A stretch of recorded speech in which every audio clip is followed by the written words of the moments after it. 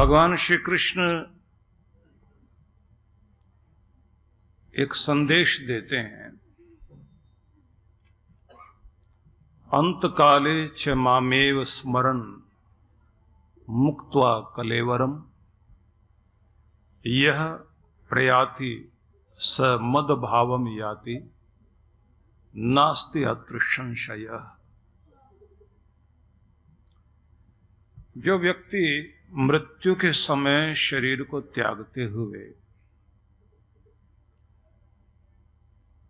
भगवान का स्मरण करता है, ऐसा भगवत भाव में आया हुआ व्यक्ति,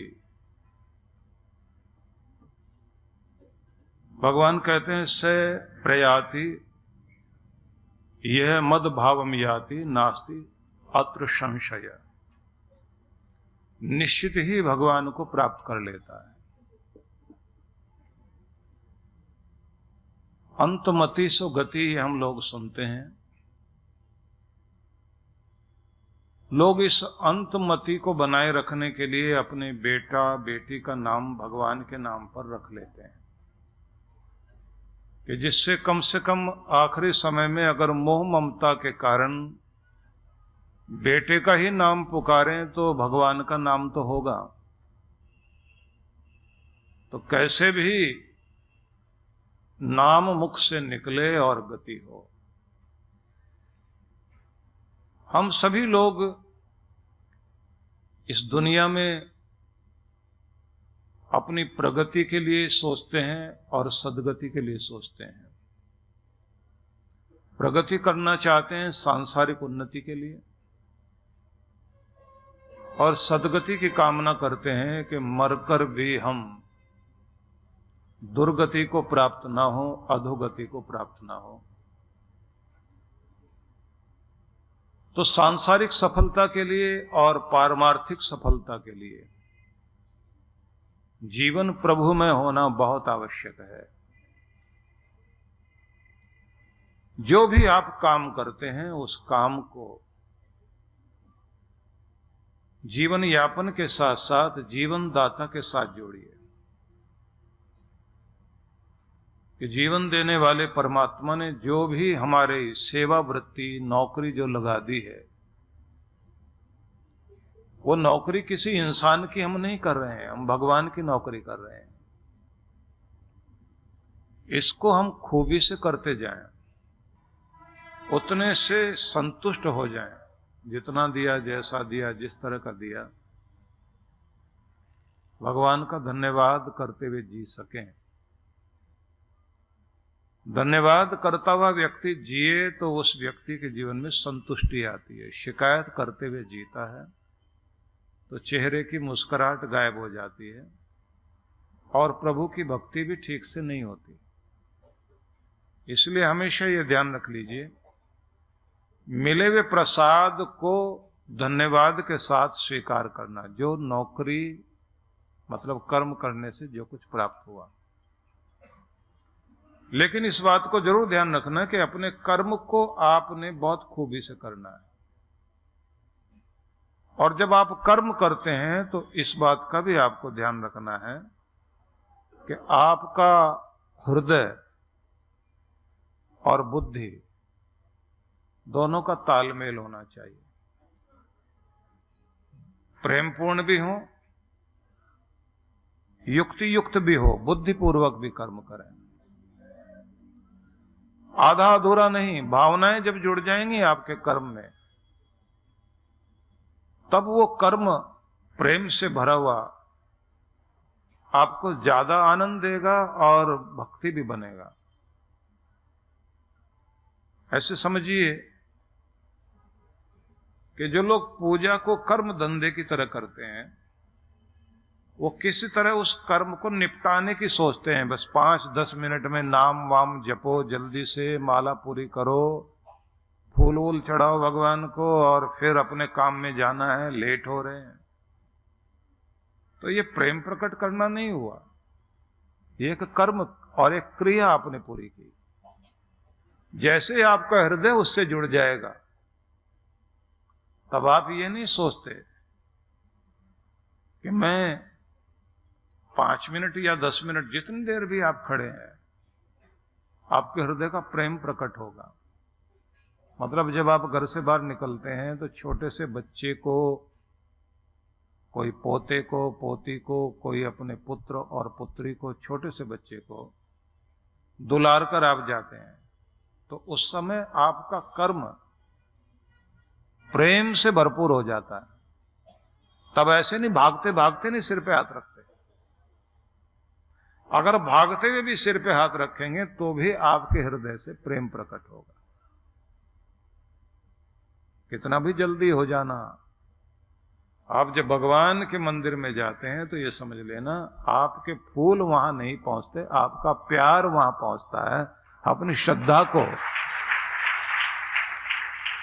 अपने प्रेम को प्रकट कीजिए।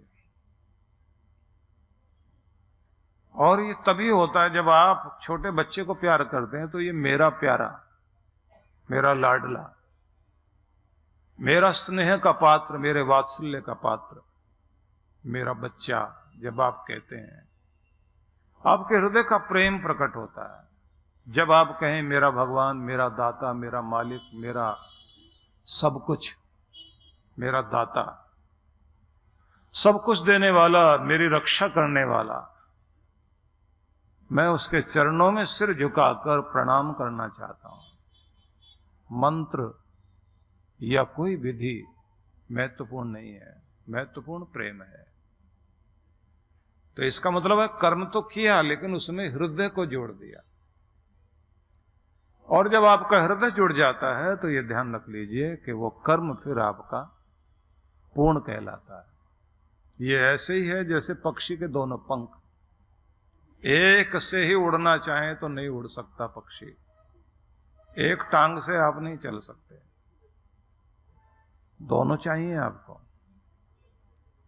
प्रणाम भी करते हैं आप तो दोनों हाथ जोड़ते हैं ना, तो एक हाथ हृदय वाला है, कोमल, लेफ्ट हैंड जो है हार्ट उधर ही है ना,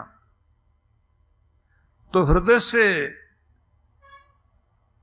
प्रेम से भरा हुआ एक हाथ, दूसरा हाथ बुद्धिमत्ता और कर्म से भरा हुआ, इन दोनों को जोड़ के ही भगवान की वंदना करते हैं। हृदय भी चाहिए, मस्तिष्क भी चाहिए, कर्म भी पूरा करना, प्रेम भी पूरा, दोनों चीजें मिल जाएं तो फिर कृपा जरूर होगी, निश्चित रूप से होगी। इसलिए कोई भी कार्य करते हो तो ये देख लेना कि इसमें मेरा हृदय जुड़ा या नहीं जुड़ा। उदाहरण से समझिए, एक पुराना उदाहरण हमारे देश में दिया जाता रहा है कि अंधा और लंगड़ा व्यक्ति जंगल में अग्नि में फंस गए। जंगल की आग बड़ी भयंकर मानी जाती है। भयंकर इस रूप में होती है कि वो चारों तरफ घेर लेती है, बीच में खाली दिखाई देता है और चारों तरफ आग, और फिर जो गोल घेरा बीच का बचता है वो धुआं बन जाता है, वो एक भवंडर बन जाता है। भवंडर बन के वो गोल गोल घूमता हुआ घुटने लगता है आदमी। उस समय में बच के निकलना आसान बात नहीं होती। कोई भी दुख जब इंसान को घेरता है तो एक तो सांस लेना मुश्किल हो जाता, दुख में बड़ा लंबा गहरा सांस खींचता है आदमी, जैसे कोई गला दबा रहा हो। अक्ल काम नहीं करती। मुसीबत में आदमी दूसरे से कहता तुम मुझे कुछ बताओ मैं क्या करूं, मुझे कुछ सूझ नहीं रहा। दुख हमेशा इसी तरह करता है। दोनों घिर गए आग में और बाहर निकलना चाह रहे हैं। अब लंगड़े आदमी के पास आंखें हैं लेकिन दौड़ नहीं लगा सकता।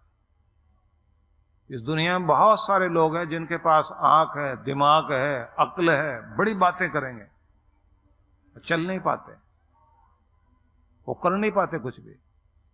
वो बातें करेंगे, सम्मेलन होगा बड़ा बड़ा, पर्यावरण के लिए कुछ करना चाहिए। मौसम बिगड़ रहा है, लोग बीमार होते जा रहे हैं, तरह तरह के वायरस फैल रहे हैं, धरती का संतुलन बिगड़ रहा है, जलवायु बिगड़ गई है, आदमी का जीना मुश्किल हो रहा है।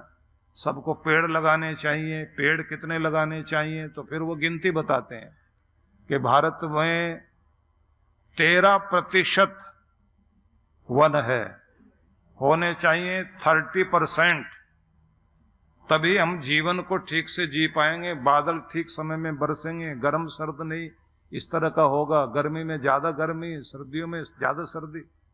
बरसात जहां पड़नी चाहिए वहां पड़ेगी नहीं, और जहां पड़ रही है वहां ज्यादा गिर रही है। वो बहुत बढ़िया बोलते हैं वो लोग, आपने सुना होगा, बड़े बुद्धि वाले लोग जो होते हैं, बुद्धिजीवी कहलाते हैं ना, उनकी बातें आप सुनेंगे, बड़ा बढ़िया बोलते हैं। उनकी बात सुनते हुए हृदय पर भी असर आता है कि आपको जो सांस ले रहे हो, ये ऑक्सीजन, ये कौन दे रहा है? ये पेड़ पौधे। छोटा सा घास भी आपके लिए गैस का, ऑक्सीजन का सिलेंडर है। एक आदमी को पूरे वर्ष में 12 पेड़ चाहिए जीने के लिए, हर महीने का एक पेड़। तो 12 पेड़ तो आपको लगाने ही चाहिए। और फिर कुछ बच्चे हैं, कुछ बूढ़े हैं, कुछ रोगी हैं, उनके हिस्से के कौन लगाएगा? वो भी आपको लगाने।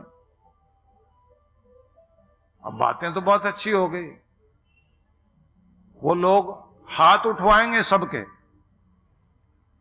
और उसके बाद आप देखिए जिन्होंने भाषण दिया वही पेड़ नहीं लगाएंगे। जिन्होंने लगा दिया वो जाकर देखेंगे भी नहीं कि हमने पेड़ लगाए थे, हमारी जिम्मेदारी थी, वहां पानी भी देते, उनको पशुओं से भी बचाते, सांस लेना है हमको। तो बड़ी बातें करके जाएंगे बुद्धिजीवी लोग। उनके पास आंख है, दिमाग है, पांव नहीं है, वो चलते नहीं है। कुछ वे लोग हैं जिनके पास आंख तो नहीं है, दिल है। उनसे किसी ने कहा पीपल को नहीं काटना, बरगद को नहीं काटना, तुलसी लगाना, तो तुलसी का पौधा लगाएंगे, फिर तुलसी के चारों तरफ धागा बांधेंगे, फिर पेड़ के चारों तरफ धागा बांधेंगे, पीपल के चारों तरफ धागा बांधेंगे। हम तुम्हारी रक्षा का वचन देते हैं, तुम हमारी रक्षा करना।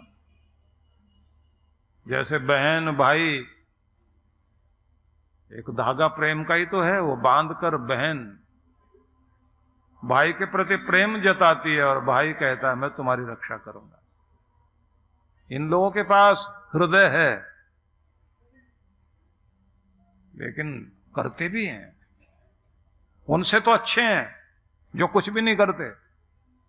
लेकिन जिंदगी कब चलेगी? जब दोनों मिल जाएं, दिल भी और दिमाग दोनों पंख से जब उड़ना शुरू करोगे तो आसमान को पार कर सकते हो। दोनों चीजें चाहिए। दुनिया में बहुत सारे भक्त लोग उसी तरह के हैं, जिनके पास परंपराएं आ गई, प्रथाएं आ गई, रिवाज आ गए, रिवाज के कारण करते जा रहे हैं। हमारे पहले वालों ने किया इसलिए हम कर रहे हैं, आगे वाले भी वैसे करेंगे। वो दिमाग लगाने को तैयार नहीं है। बुद्धिजीवी को आप